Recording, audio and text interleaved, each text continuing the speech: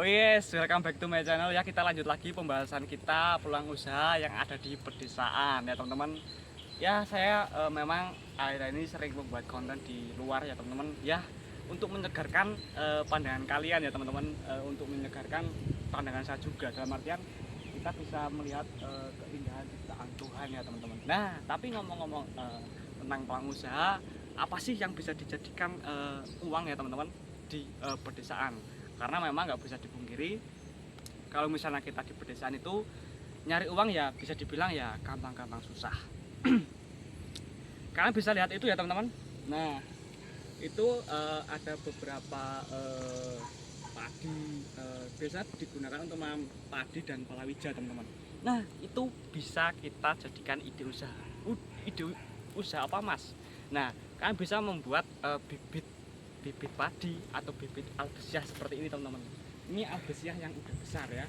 Nah untuk albesiah seperti ini biasanya digunakan untuk buat usuk sama reng ya teman-teman. Tapi kalau yang kecil ini masih belum laku. Kalau yang udah gede seperti yang itu tuh, nah itu udah laku teman-teman. Bisa dibuat reng, kerajinan tangan, buat wayang, itu bahan bakunya pakai kayu ini teman-teman, albesiah ya. Kalian gimana, di tempat kalian masih ada nggak pohon seperti ini? Nah begini teman-teman, yang pertama kita bisa berjualan pupuk ya, entah itu pupuk kompos ya. Nah untuk pupuk kompos itu adalah pupuk yang berasal dari tanaman-tanaman yang sudah mati teman-teman. Itu namanya pupuk kompos, dari daun-daunan yang sudah berguguran. Daun yang jatuh tidak pernah membenci angin ya, ada peribahasa seperti itu teman-teman. Jadi begini, pupuk kompos ya, kalian bisa cek di YouTube yang membahas cara membuat pupuk kompos, atau enggak next time saya akan buatkan video cara membuat pupuk kompos. Nah selain pupuk kompos, pupuk kandang itu juga bisa teman-teman. Jadi semua hal itu ada marketnya, seperti yang saya katakan berkali-kali ya teman-teman. Bahkan kotoran kambing, terus air kencing kelinci, itu air kencing kelinci per liter 10.000 di tempat saya teman-teman. Ya buat pupuk itu teman-teman.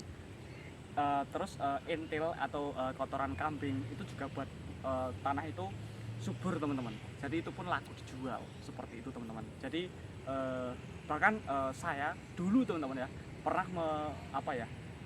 pernah membeli istilahnya itu pupuk kandang, lalu saya jual lagi ke para petani. Nah kalau misalnya kalian nggak mau kotor atau risih bisnis seperti itu, kalian bisa berbisnis pupuk seperti pupuk urea, pupuk pabrik teman-teman. Apalagi kalau misalnya di kota tempat tinggal kalian itu masih minim yang membuka toko pupuk. Nah ini peluang dan kesempatan kamu nih, seperti itu teman-teman. Jadi pupuk, terus berikutnya lagi kalian juga bisa menjual alat-alat pertanian seperti cangkul, seperti sabit ya, pokoknya alat-alat yang digunakan untuk kebutuhan bersawah atau berkebun. Dan itu pun prospeknya pasti bagus ya. Memang sih itu dalam kategori produk yang slow moving, tapi kalau misalnya di kota itu belum ada, saya yakin itu bisa menjadi produk yang fast moving teman-teman. Tapi saya selalu menyarankan kepada kalian, jika saat ini kalian masih berdagang ataupun nyeles dengan sistem offline dari satu warung ke warung yang lain, kalian juga sedikit demi sedikit harus belajar marketplace seperti Shopee, Tokopedia, Lazada. Karena apa? Kita bisa menjangkau pasar, kita bisa menjangkau market secara lebih luas lagi, secara lebih banyak lagi teman-teman. Otomatis pembeli banyak, untungnya juga banyak. Oke teman-teman, seperti itu ya teman-teman. Sebenarnya masih banyak ya, kalau misalnya saya melihat di sini sesuatu yang bisa menghasilkan rupiah, yang bisa menghasilkan uang. Seperti misalnya lagi nih teman-teman, kalian di tempat kalian ada tanah yang seperti ini, tanah yang subur, itu biasanya itu banyak ditemukan cacing tanah dan jangkrik. Itu kalau misalnya jumlahnya banyak, itu dijual pun juga laku buat istilahnya buat mancing ya teman-teman. Kalau jangkrik itu ada yang menjualnya 2.000-an, 3.000-an. Kalau misalnya kalian itu punya tempat yang kosong, kalian juga bisa beternak jangkrik ataupun cacing tanah teman-teman. Jadi jangan berpikiran kerjaannya jorok, memelihara atau ternak cacing tanah. So jangan lihat pekerjaan saya, lihat uang saya. Oke, jadi istilahnya itu mindsetnya harus seperti itu. Jadi nggak usah gengsi saat kalian ingin memulai sesuatu teman-teman. Dan selain itu masih ada beberapa hal lagi ya teman-teman yang bisa dijadikan uang di pedesaan teman-teman. Tapi sekali lagi bisnis ini bukan hanya di pedesaan. Nah, ada satu trik bisnis lagi yang akan saya sampaikan sama kalian. Saya nggak menemukan pohon kelapa di sini ya. Nah, kalau pohon kelapa seperti itu,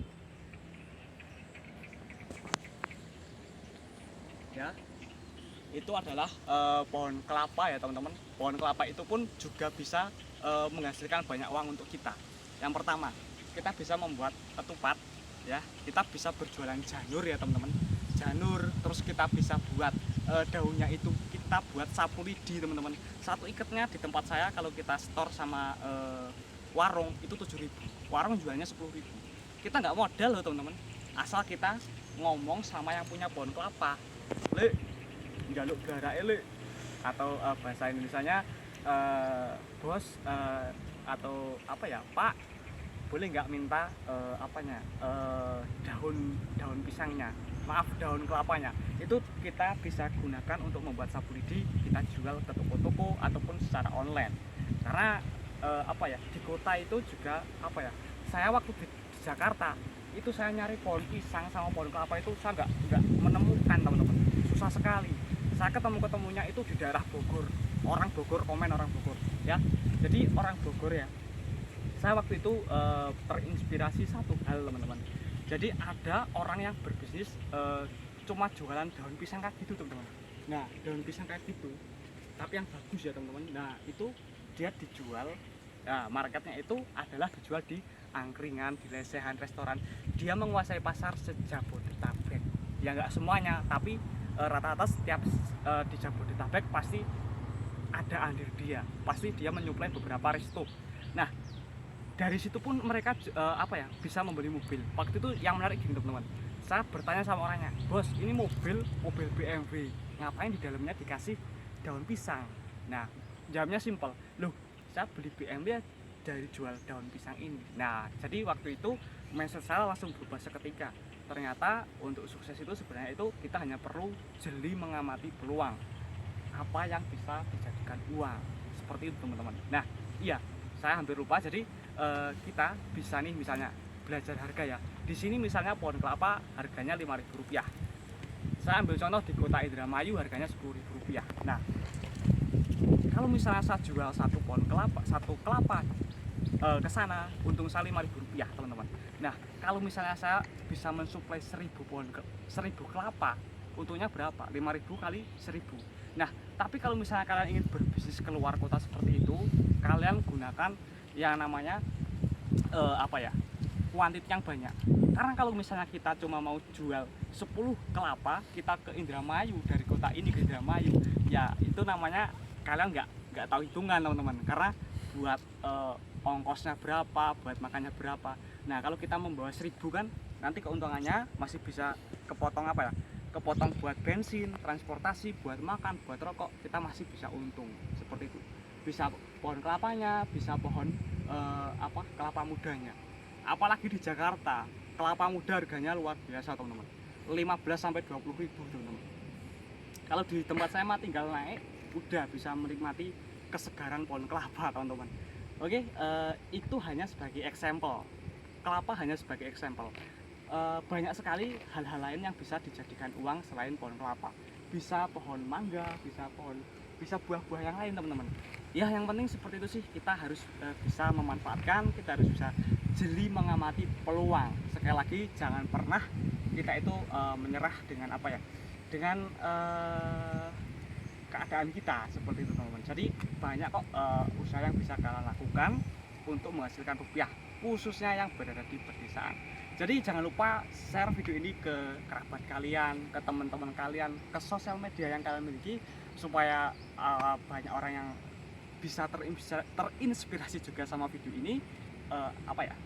Sebelum saya closing videonya, makasih yang udah support saya sampai di titik ini, bantu saya tembusin sampai 100.000 subscriber ya teman-teman, supaya kedepannya saya lebih semangat lagi nih buat konten gerbek distributor, cari supplier pertama, konten ibu pabrik, nanti akan saya buatkan kalau audiens saya udah banyak seperti itu. Makasih, see you next time. Akhir kata, kita menjadi luar biasa saat kita berpikir bahwa kita bisa.